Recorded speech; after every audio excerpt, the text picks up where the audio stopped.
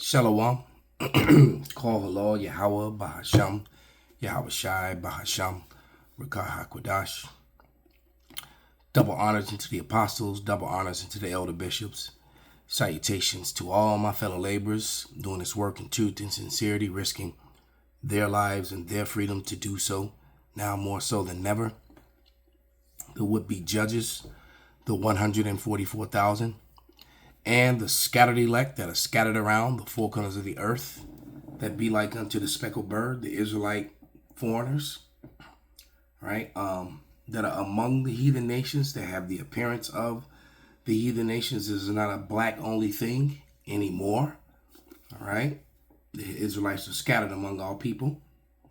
And to the few Akwaf that are listening and learning, to you, I say Shalom. This is your brother Malcolm from the branch of the Great Millstone here in Chicago, coming at you another lesson of truth.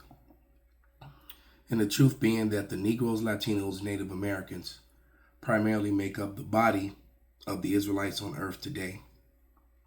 However, our people have been scattered among all nations of people, right? And as a result of that, many of our people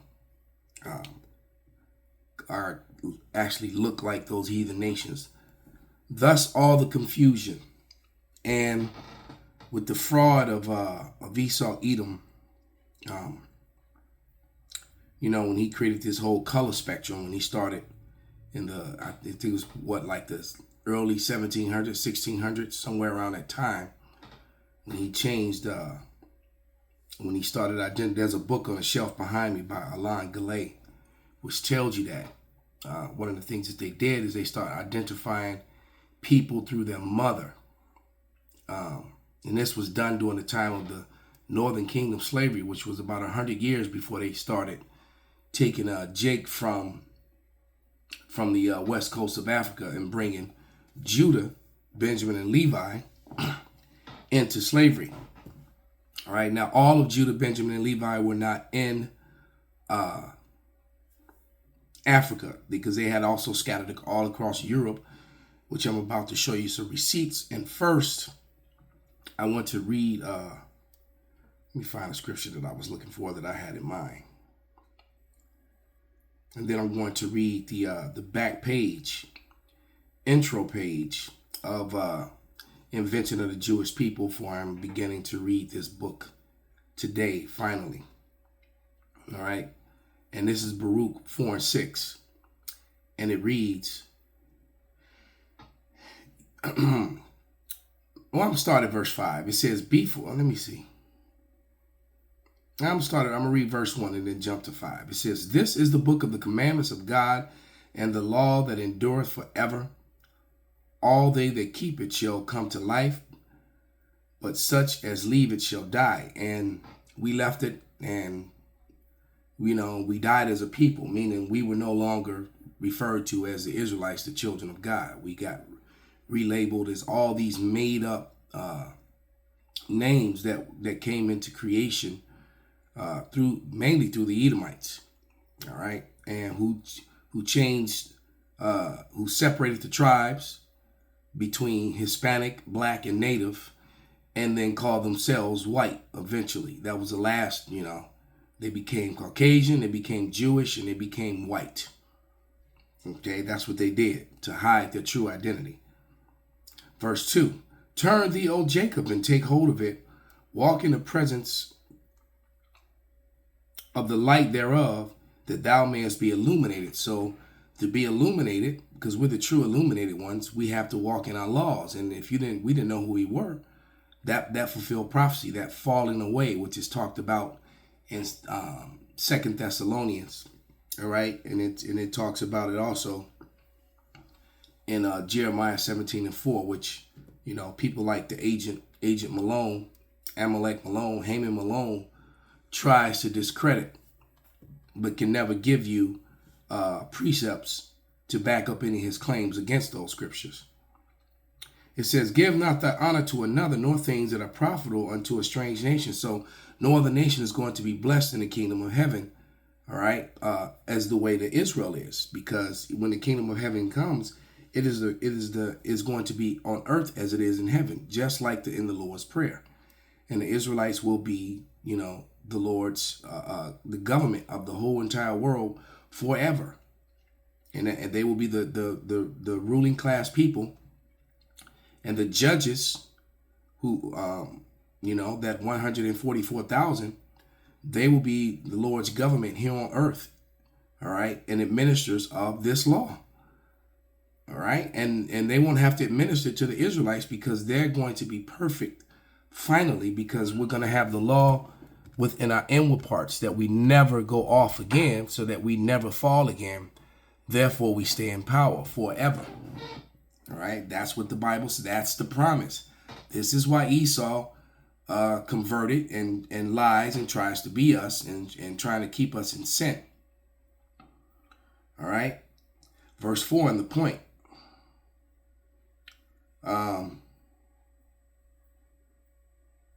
Verse 3. Give not thy honor to another, nor things that are profitable unto another, or to thee to a strange nation. All right. Verse 4 and the point. O Israel, happy are we, for things that are pleasing unto God are made known unto us. Actually, the point is in 6. Be of good cheer, my people.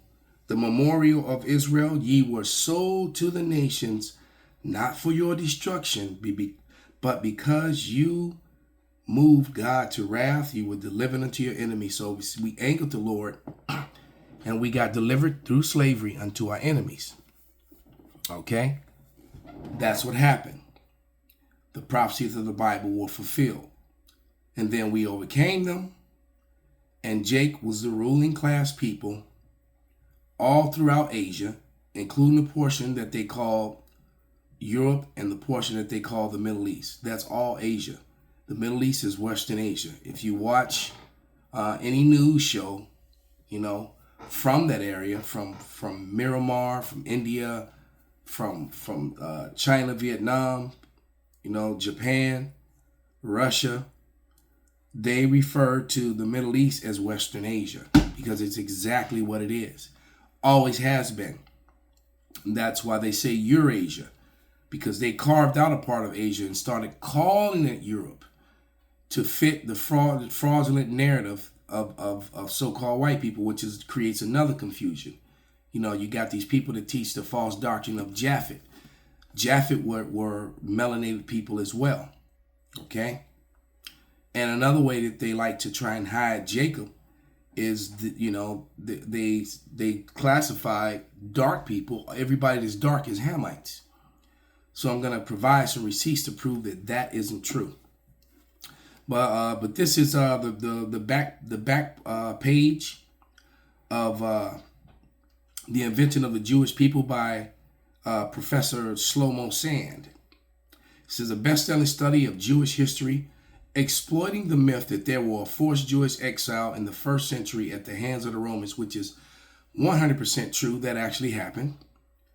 Israeli historian, notice it didn't say Israelite, it said Israeli. Remember, a definition that used to pop up every time you search that word going back 10 years ago would tell you that an Israeli was a modern-day citizen of Israel, not to be confused with an ancient Israelite. It pretty much read something like that.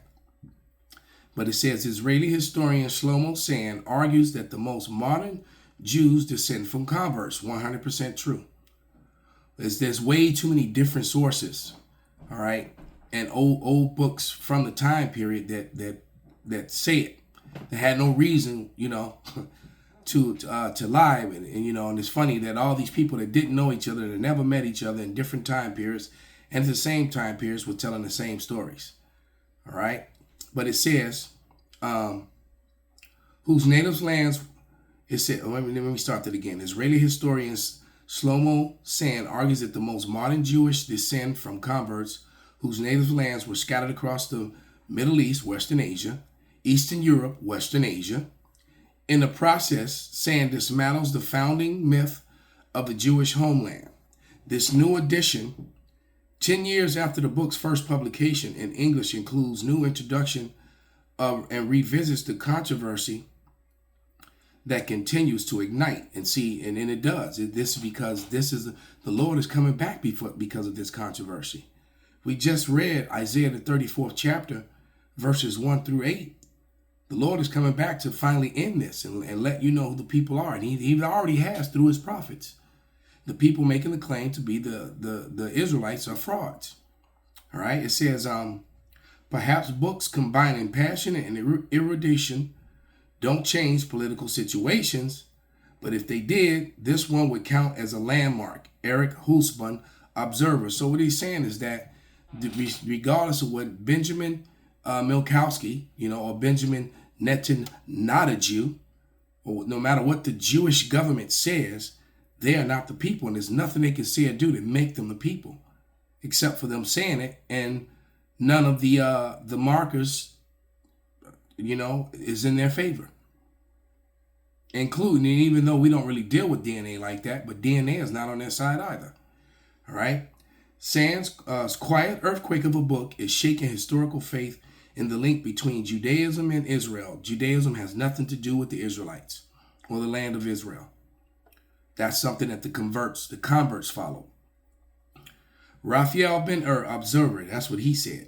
Anyone interested in understanding the contemporary Middle East should read this book, and that's what Tony Judt says.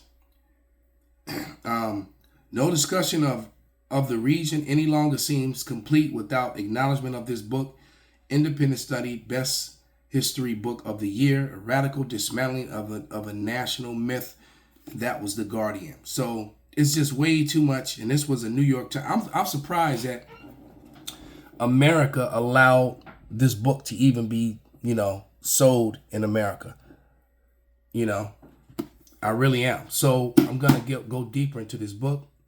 But before we do that, this is the introduction video. I'm going to show a couple videos because I'm always talking about, the time of the Dark Ages and all the history of starting from Septimius Severus. So he'll be first because through him, the Israelites, and they'll call him a North African, but through Septimius Severus, the Israelites got dominion over all of Europe, over all of Asia, Western Asia.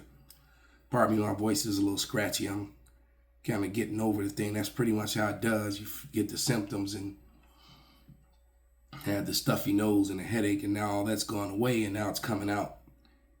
It's pretty much how it works when you're getting sprayed with heavy metals on a non-stop basis, and when they put it in the rain. All right, all you gotta do is take some rainwater and put it under a magnifying glass, and you'll see. Go under a microscope is what I meant to say. But let's find the brother Septimius Severus. And here we go. And they have a bust of him, and they always show him as a, as typical, same thing, they show all how it says in First Maccabees 3:48, that the heathen opened up the book of the law, which is the Bible, and sought to paint the likeness of their images. That was a prophecy. And they did it in the past, and they did it again in the rebirth and the Renaissance. They repainted, block out this,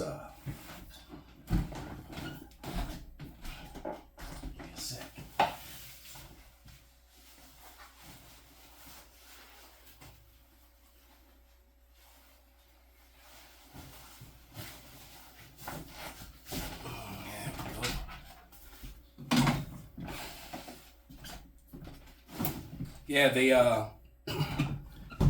began to repaint all the imagery of the Israelites as to be pale-fleshed, to support the lie of the fraud that is Edomite superiority, or what they call white superiority. All right, because Jewish people are no different from other Caucasian people. They're just white people who claim to be Israelites or claim to be Israelis. So here we go. It says the most important Roman was African. And hold on, let me, even before I was about to show it, but let's get the receipt first to prove that that's a lie. This is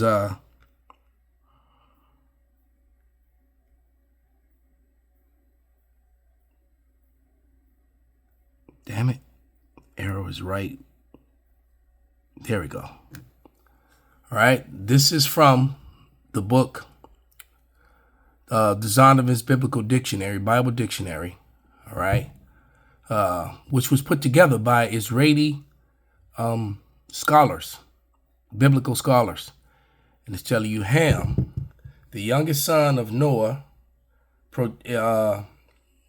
the progenitor of the dark races, not the Negroes, but the Egyptians, Ethiopians, Libyans, and Canaanites. All right. And then it gives you the further visual breakdown of the difference between the two. And guess what? Shem was also melanated, same as Japhet was also melanated, same as Ham and Shem. All right. The paleness didn't come until the birth of Esau. Okay, so the scholars, you know, and it also tells you this. Other biblical scholars tell you the same thing. So we constantly telling you that the cemetery schools, as our beloved elder apostle Tahar calls them, you know, the cemetery schools, seminary schools, the lying places that you waste your money going to, and you learn garbage like vocab Malone. They teach you lies. And that's been the biggest lie. One of the biggest cover-up and lies of the so-called white man is that everyone is dark. For the most part, he labels African. And he lumped the Israelites, so-called black people, in with the Africans. And that's how he's been able to, you know, propagate that lie. Okay, so let's go back to this video with Septimius Severus now. And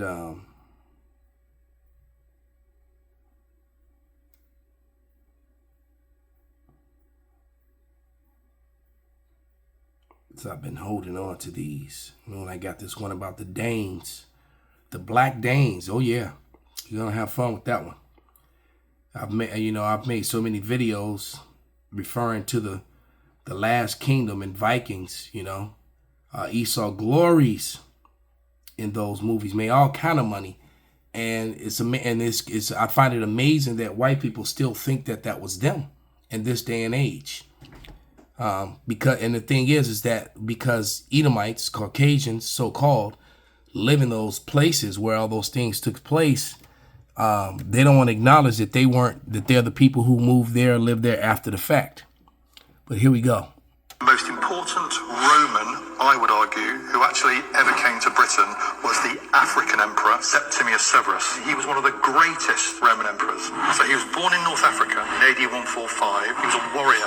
He came here to Britain in AD 208, got a message from the governor, and the governor said that we here in Britain are being attacked from the north and we're in danger of being overrun. The first thing he does is have them build the walls of Roman London. Wow. So the city of London, to this day, the square mile is defined by the African emperor Septimius Severus. If you walk into the reception area of the British Museum, the first bust you see is a bust of Septimius Severus, alabaster white, but actually when he was in real life in the Roman world, he would have been painted as he was, a man from North Africa. This is a man who's there all the time. He's right in front of us all the time in the British Museum, but nobody knows unless you dig into the story that he was a warrior emperor from North Africa who stayed true to his own heritage.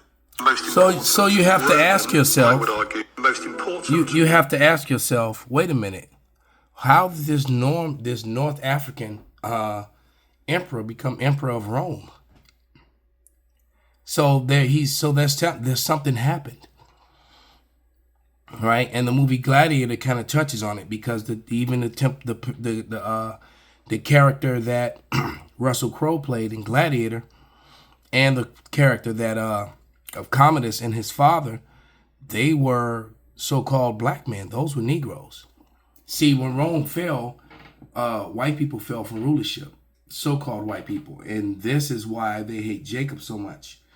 The Negro is the cause of the fall of Rome. Well, it's the Lord, eventually, but he used the presence of the Negroes and their constant rebellion and, and the Judeans, the Israelites, all right, to bring down Rome, because they were a part of that society, both as servants, as slaves, but they also served in the Senate and the military. It was just too many of them in positions of power. That's what Esau does. He conquers people and then brings them into to be among him. All right. He's always looking for that one world order. All of us together, but with us in charge. How the scripture says he heapeth unto himself all people, and that's his biggest downfall. And it seems that he's finally trying to fix that in America now, because he's trying to get rid of everybody that's brown and bringing in nothing but white people. Trump is trying to do that now, and very blatantly and openly pushing racist acts to minimize people of color and elevate pale people, completely overlooking their crimes and their issues, but to elevate them anyway and make it law. Okay? So let's play another short video, and then I'm going to read this information about the Danes. All right? Because they love their Viking cartoons and video games and, the music. They make all that horrific. I just watched the new animated Predator movie, which was pretty good on Hulu. And of course, that woman worship and making the Vikings Edomites is really irritating when you know the truth. It was even more irritating with the wisecracks and the dumb shit that comes out of the mouth of the Edomites when you expose that truth. All right? It's like that wasn't you. That wasn't you guys, man. You keep making these, because I'm gonna tell you, man, that one of the best series I've ever seen was The Last Kingdom. All right, with the guy who played Uhtred of Belbenbar, that one. All right, that was one of the best series I've actually ever seen. I put it right up there with Game of Thrones and Spartacus. All right, and of course, all the Danes and the Vikings, the Brits, the Scots, the Irish were all portrayed as white people, and that is a complete and total lie. They were not. All right? It may be white people in all those places now, so-called white people, but they were not the people that were there. They were not the ruling class people. They were serfs, savages, the wild men. And what they've done, I've often talked about that tapestry from the 1500s.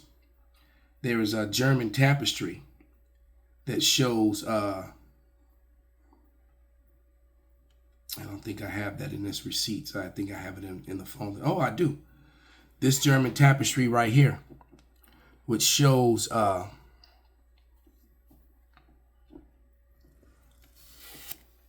this is from the 1500s.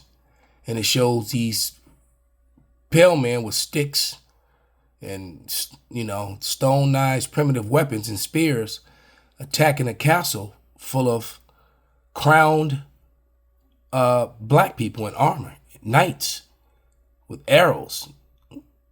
These were the Moors of Germany that Ben Franklin was complaining about, these black Germans. Well, wait a minute. Well, it's like, wait a minute, you thinking, how Hitler and the Holocaust and all that stuff. It's like, wait a minute. When was Germany black? Well, they didn't tell you. You've been lied to. This is an image of those wild men, and they were cannibalistic and heathenistic. And so what they've done is they've taken this history of the wild men and they've intermingled it with Danish history. And that's what they've done to confuse the people. But right here, matter of fact, here's Ben Franklin's article. It says, Ben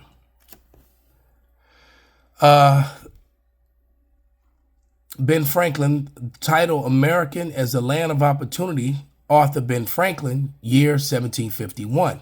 That wasn't the name of it. It's actually something else. Oh yeah. Why? And it quotes this portion. Why increase the sons of Africa in America? See, they love to call the the Israelites Africans. It says, why should the Palatine Moors, Germans, suffer to swarm in our settlements? They will never adopt the customs any more than they can adopt our complexion, white skin, which is really red, because he even call themselves red. He said pale or red.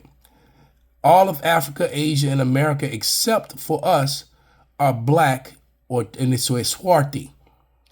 Russia, Italy, Spain, France, Swedes, and Germans are black. The greatest of the German tapestry, 1400 AD. So I stand corrected. It's 1400, this tapestry, showing you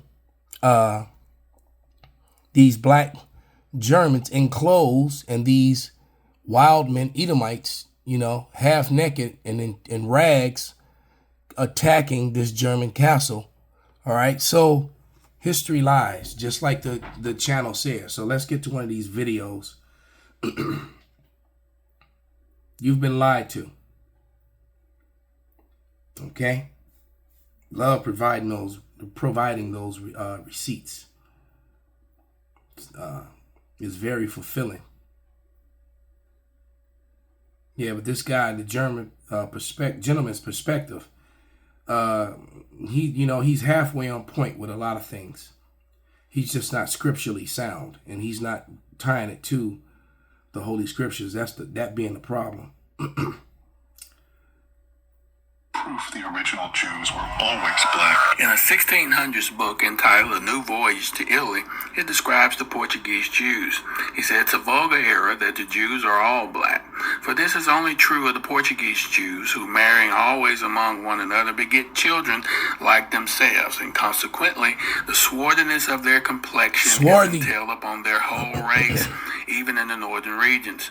But the Jews who are originally of Germany, those, for example, I have seen at Prague, are not blacker than the rest of their countrymen.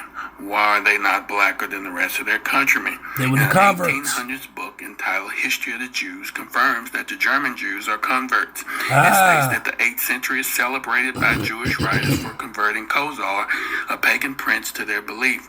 Khosar became dissatisfied with the religion of his people, was initiated into the belief and ceremony of the Jews, converted his subjects, and then sent for the most learned men of the original Jews to instruct his comment. Truth, if you always knew the original Jews were... and no one was talking about this before the Hebrew Israelites, and the rest of Jake is catching on, but, they kind of go off often because they learn and then they try to do their own thing instead of coming up under the teachers who originally introduced this to them, that they heard it from. And all these Johnny-come-latelys and these new channels that just surfaced over the last 5, 6, 7 years, or even some younger than that, they don't have the full doctrine. And that, but flip side of that coin is that they're still pushing, the Israelite thing, and that these people who are claiming to be the Israelites are frauds. So let's read this. We're black. Different way. This thing about the Danes. Let me find it.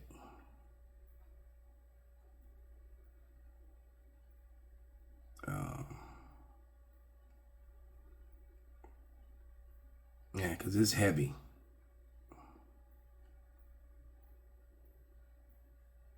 Oh, that's a good one about Charles. This guy really puts up good information. All right. But let me find that. Here we go. And it's silent, so I'm just going to put it up. It's on YouTube. I should have found it and just put it up on YouTube, but it's okay. I'll just use it from my phone. But it's a post from the gentleman's perspective. All right. And it is on YouTube. All right. So I'm going to hit it. And come on now. What the hell happened? There we go. Gentleman's perspective. And it says, a certain section of peasantry of Galloway. So that's, so I'm just putting it up so you can see it. And then I'm going to read through all of this. And it gets to the bottom, and it has the imagery of what you're about to see. So I'm going to show you the imagery first. All right. And these were your Vikings, all right, that were attacking the Edomite settlements, enslaving them, putting their children to death, and taking their women as wives and concubines. Okay? And Esau doesn't want to show this history. All right? And this is also why he hates you so much, because he knows this history. So when you know this history, you can understand why they mistreated you so bad during the time of slavery all the way up to now and continually, because a lot of them, they know this history, though they don't want to admit it. So let's go ahead and read. All right. And this is a good portion to read. So let me just speed through it. It says, Danes, black heathens, and white fright. And you saw that white fright.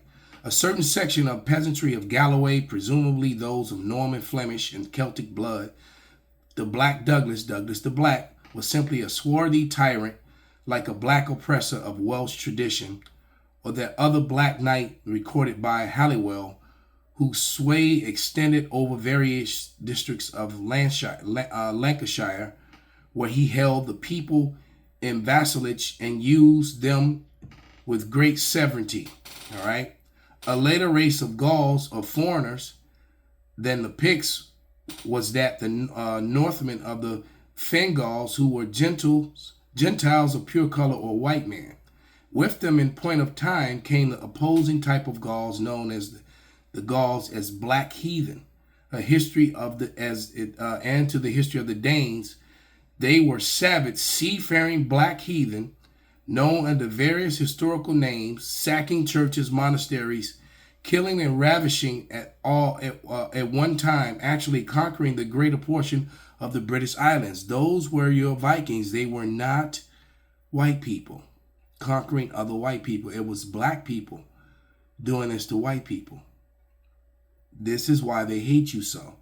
And the Renaissance, or the rebirth of the dragon, the rebirth of the red dragon, the rebirth of the Roman Empire, the rebirth of the so-called white man who came back with a vengeance. Because in this time, when he came back into power, he erased your history.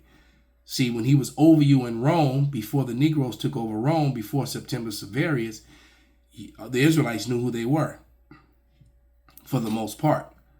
All right? Even many of the scattered knew. All right? But when he got dominion this second time, he erased and changed and beat your history out of you, took your language away from you. All right? It said, the characteristics of the early black Danes, those historical tyrants having an attitude of most brutal haughtiness, taught the classes beneath them that they also, like the early Dub Gauls, Dub means black, like Dublin, city of black in Ireland, were intensely ferocious, grotesquely savage in nature. Because we're talking about ancient men, people who hack people to pieces, hack head offs, who slit your stomach open and pull your entrails out, These type of men who are used to war the old way, not because I always say the gun is the firearm is the weapon of a coward. It really is. It's something different to clash swords and knives and get up close, and gut someone, cut their limbs off and things of that nature. You can, a gun it truly is. A gun is a weapon of a coward. And that's how Esau Edom got dominion. But it says, the men whom heathens in morals and in religion could dance and reel by the light of the burning haystacks of the people whom, they said they would dance. They wasn't Edomites. Were about to pillage and murder, who could regard as a practical joke the slaughter of helpless children, would have been most fit descendants of those swarthy satires who attacks upon civilized Britons thousands of years ago are dimly remembered in tradition, oral and written, or thought. But see, they were only vicious toward those heathens because of what they had done to them earlier. All right? Violence begets violence. Are dimly remembered in tradition, oral and written, who thought that humorous ending to a heavy debauch was to pelt each other with the bones of the remaining from the feast, whose dancing round the great fires of pine trees are said to have danced with such fury, holding each other by the hand. If they grasped of any fell, he was pitched into the fire with the ferocity of a sling. So it sounds like they were strolling, like the fraternities do. They were dancing. All right. It says, in whom it has been said that the common practice among the barbarous pagans was also to tear the infants from the English from the breasts of the mothers, toss them into the air, and catch them on the point of their spears if they were falling down. And Edom was. Why do you think Esau was doing that when he came to the Americas, to the northern kingdom? All right, they remembered all the horrific horrors that was done to them by the Romans, and they were getting revenge. All right, so he's trying to make it like they were just being savage for nothing at all. That's untrue. It says, one such Dane locally remembered as the Black Morrow, which of course is a Blackmore. All right, you can look up my old videos on the Blackamoors. He was such a terror to his foes that their most troublesome children could once be hushed into good behavior by a single threat of a visitation from the dreaded bugbear, the Black Morrow. Tradition has him as a blackamoor, says the Yeon chronicler, and says he haunted the forest south of Kickabright, and there he stopped during the day, sallowing out of the neighboring country at night, committing horrible outrages. All right, and there's more to read. I'm going to actually stop there and read the rest in the next lesson. So, this is going to be an interesting series here. So with that, I'm going to give all praises, all honor and glory unto Yahweh, Bahasham, Yahweh Shai, Bahasham, Rakah, Quadash, Kwam, Yasharala, Abad, Babal.